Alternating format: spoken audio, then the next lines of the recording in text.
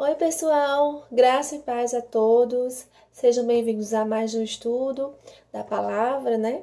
E aí, prontos para começar hoje?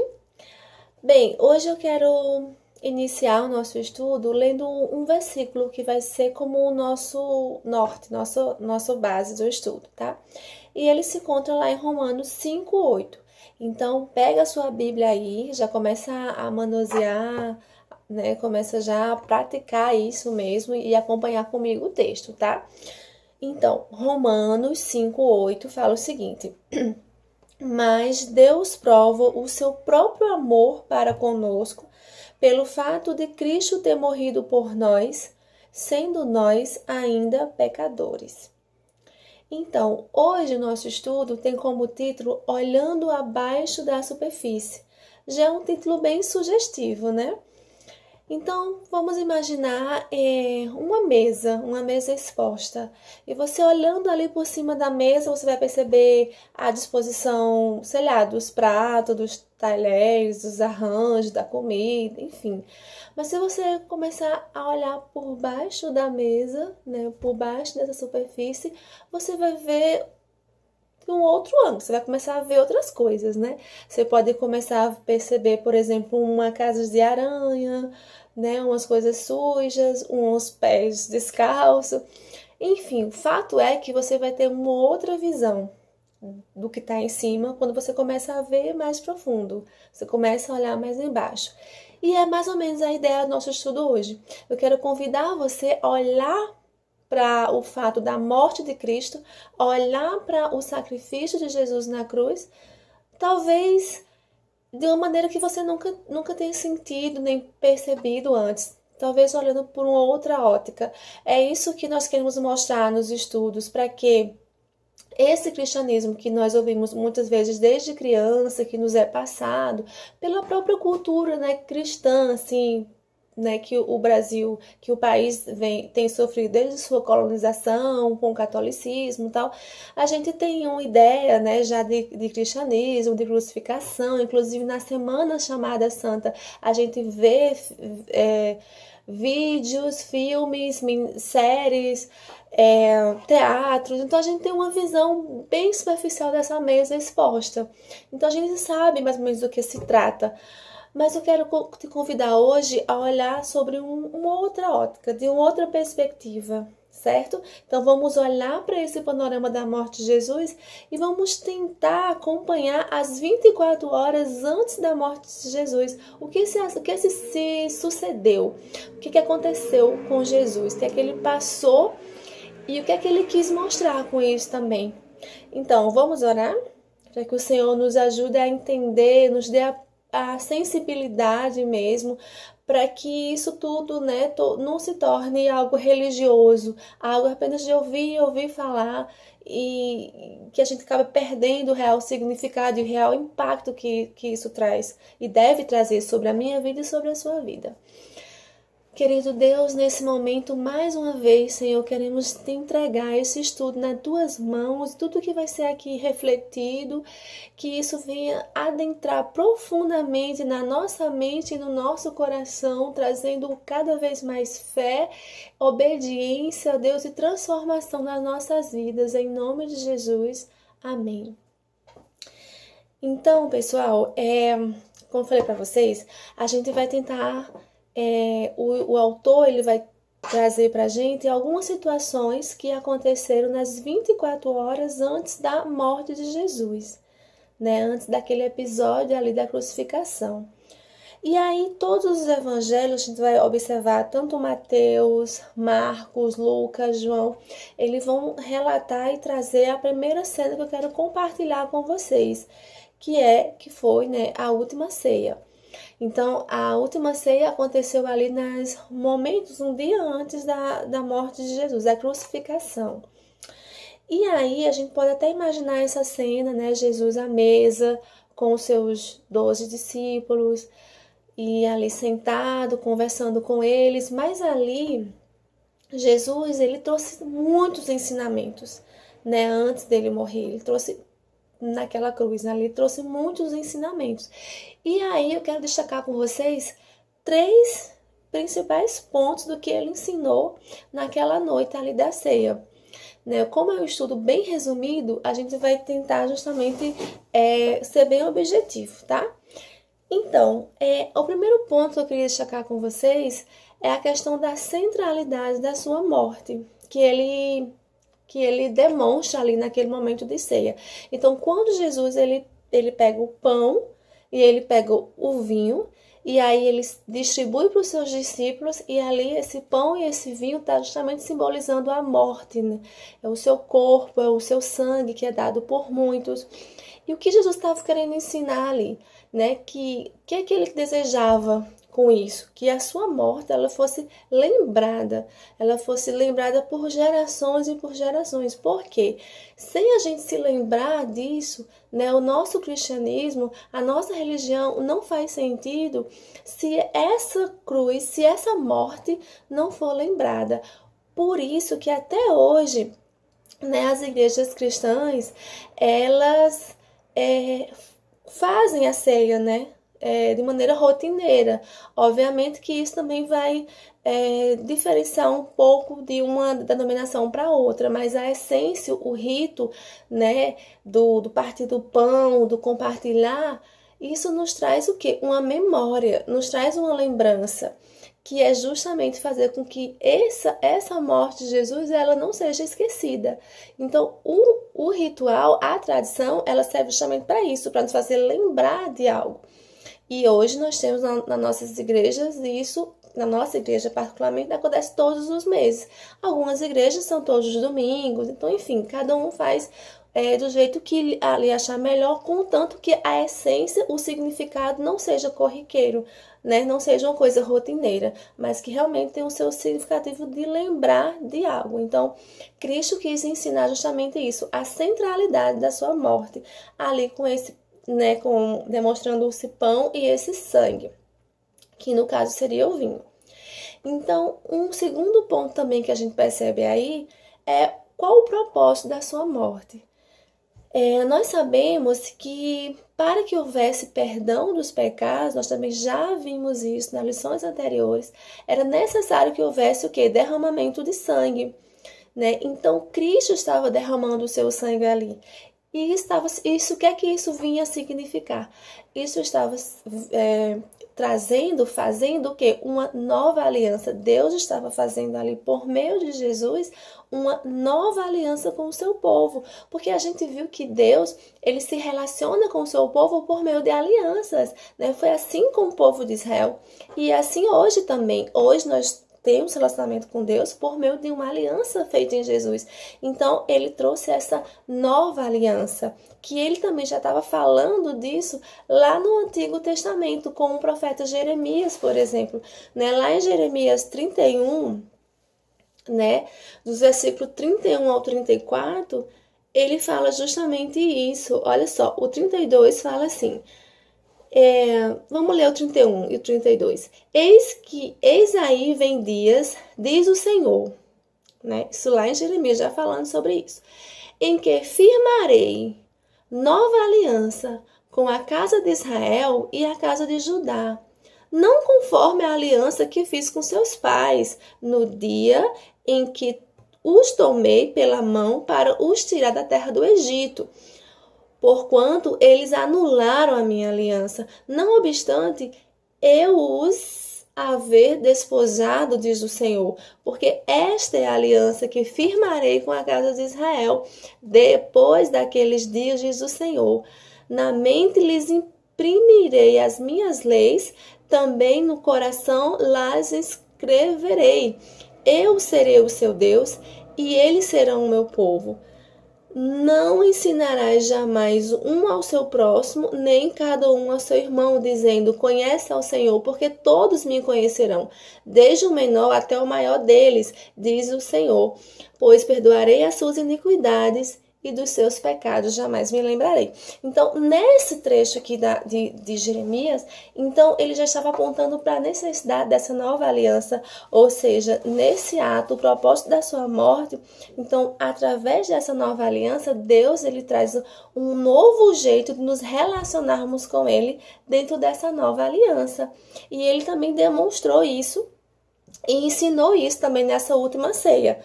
E um outro ponto também que ele ensinou foi a necessidade de nos apropriarmos pessoalmente da sua morte. Então, quando ele pega esse pão, esse vinho, esse vinho ali, e ele distribui, e depois disso, o que é que ele faz? Ele pede para que as pessoas comam e bebam, né? Ou seja, ele ensina ali que os seus discípulos participem pessoalmente. Eles devem comer, eles devem beber, né, da sua morte. Então, que eles participem dos benefícios da sua morte. E quais são os benefícios da morte de Jesus? Então, a morte de Jesus nos traz remissão de pecado, nos traz perdão, nos traz novo relacionamento com Deus. E é necessário que a gente tome posse disso, que a gente se alimente deste Jesus, né? Porque e é isso que ele quis mostrar e que ele quis nos ensinar também, não só para aqueles discípulos ali, mas para todos os seus discípulos até hoje, né? E entendendo ali que logo mais, daqui a pouquinho, iria ser consumado aquilo né, que já estava no coração de Deus e que já teria que ser feito por meio de Jesus. Então, meus queridos, é interessante justamente a gente estar pensando nisso, na questão também de nos apropriarmos disso, né? Quando a gente toma e bebe, nós estamos fazendo parte, né, dessa morte de Jesus também, tá?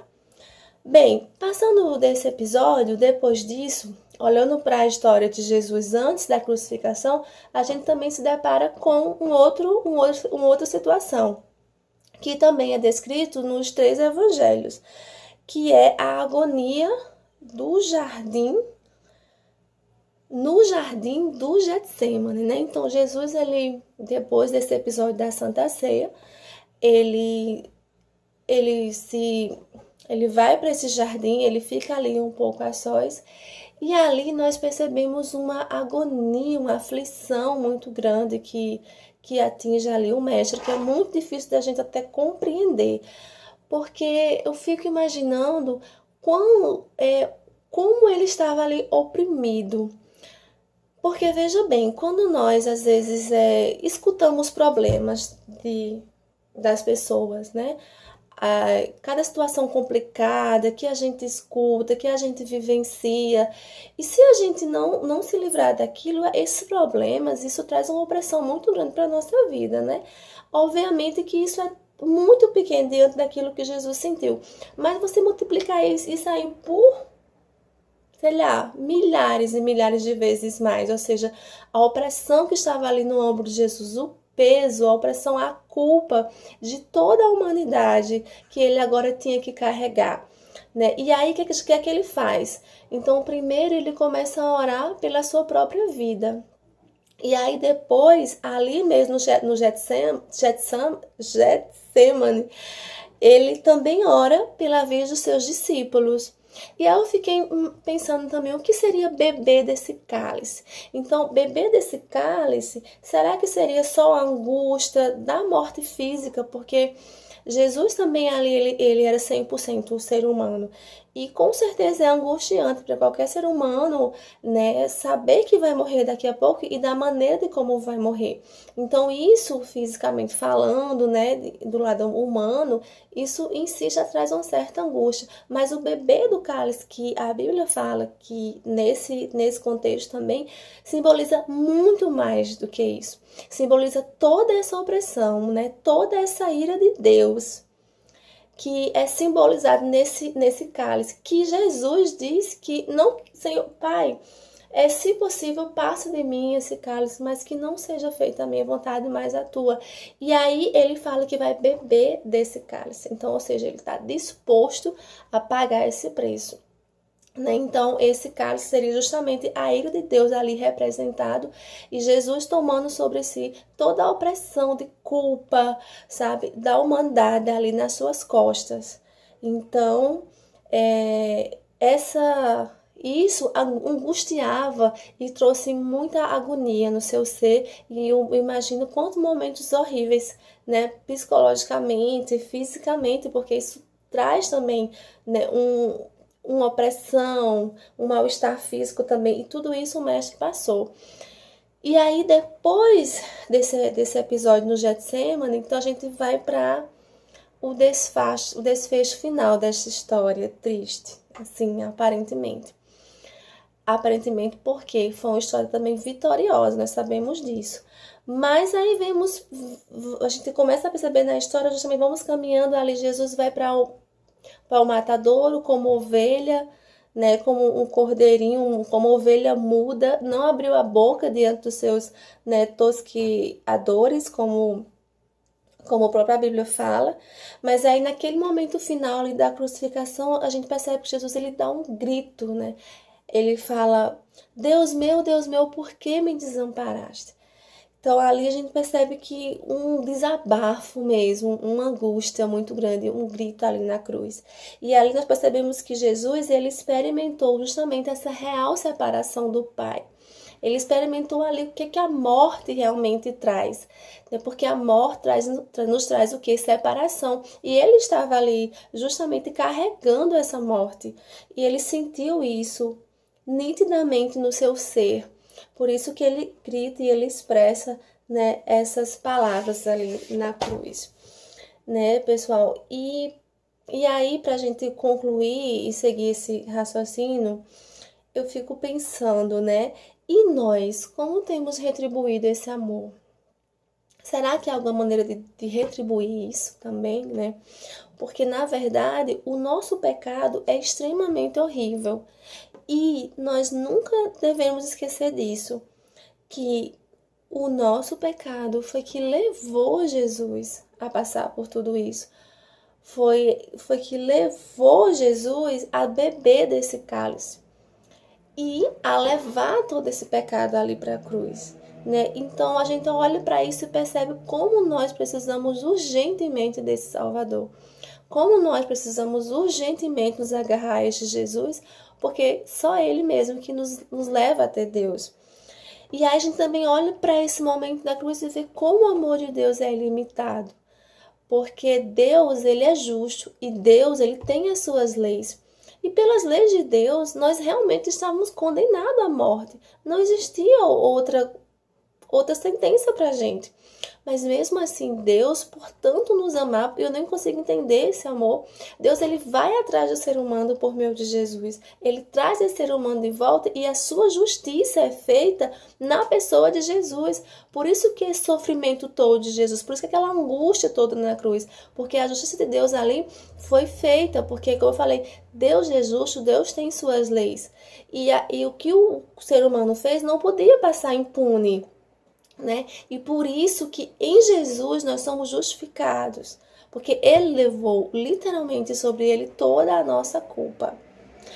E essa salvação, né, esse dom de Deus, esse presente de Deus para nós, na verdade, não nos dá motivo para vivermos aí livres, né? Agora eu estou livre para pecar, fazer o que quiser. Não, muito pelo contrário, né? Essa cruz, ela nos incentiva cada vez mais a termos uma vida mais santa, mais consagrada, mais separada para Deus. Por quê? Porque esse amor, ele nos constrange.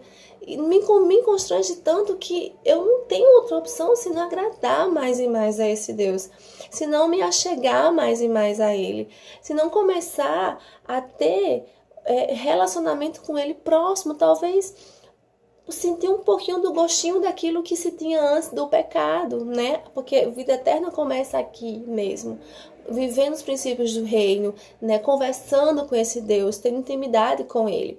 Então, é isso que ao olharmos para a cruz, né, olharmos para essa morte, é isso que esse sentimento que deve surgir do nosso coração, né? Não um sentimento talvez assim emocional, triste, né, trágico ali, que é retratado de repente numa pregação mesmo, numa história bíblica, numa encenação, num filme, mas algo bem mais profundo, né? Algo que realmente nos constranja e nos faz também ter um coração grato, por outro lado, também um coração grato, um coração alegre, também por saber que, poxa, nossa, nossa salvação mesmo, nossa sorte, será que a gente pode usar essa palavra, né?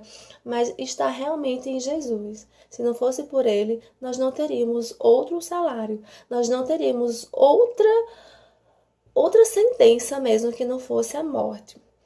Então, assim, que Deus abençoe a sua vida e que você, toda vez que você lê algo que falando sobre a morte de Jesus, toda vez que você ouvir algo sobre isso, sabe que o Espírito Santo te constranja, te sensibilize e que você comece a olhar ainda mais profundo. Poxa, o que Jesus passou por mim? O que ele sentiu na pele a separação de Deus ali em alguns momentos, né? Naquela hora da cruz que ele grita, ele sentiu na pele a opressão por minha culpa, por sua culpa. Então, Deus abençoe a sua vida e que essa palavra traga vida ao seu coração. Em nome de Jesus, até o nosso próximo estudo. Tchau!